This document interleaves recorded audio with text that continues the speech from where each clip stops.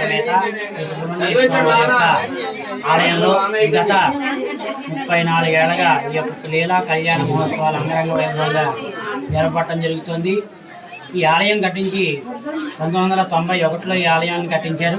అంతకుముందు నుంచి కూడా 70 ఏళ్లుగా ఈ యొక్క ఆలయంలో స్వామివారు పిలిచి ఈ ఆలయంలో ఉన్నటువంటి పక్కన ఉన్నటువంటి రావి చెట్టు దగ్గర స్వామివారు వెళ్ళడం జరిగింది. తదుపరి అనంతరం ఈ ఆలయం కట్టిన తర్వాత 34 ఏళ్లుగా ఈ యొక్క రథసప్తానికి ముందు రోజు వచ్చేటువంటి షష్ఠి ఏదైతే ఉంటుందో ఆ షష్ఠి రోజున స్వామివారికి అత్యంత వైభవపేతంగా లీలా కళ్యాణ మహోత్సవాలన్నీ కూడా జరగబడతాయి. ఈ కళ్యాణ మహోత్సవంలో భాగంగా చక్కగా గణపతి పూజ, పుణ్యావచనం, మండపారాధనలు, అలాగే రక్షాబంధనాలు, అలాగే ధ్వజారోహణ, అలాగే తదుపరి తలంబ్రాలు అన్నీ కూడా పూర్తి చేసి అలాగే చివరాకరణ శాంతి హోమం, అలాగే స్వామివారికి దర్బారు సేవ, చతుర్వేద స్వస్తి, బ్రాహ్మణ ముఖంగా ఆశీర్వచనం కూడా కార్యక్రమాలు జరగబడుతున్నాయి. కాబట్టి అన్న సమారాధన, అలాగే రేపటి రోజున స్వామివారి యొక్క ఊరేగింపు మహోత్సవాలు కూడా ప్రతి సంవత్సరం కూడా అంగరంగ వైభవంగా జరగబడుతుంది.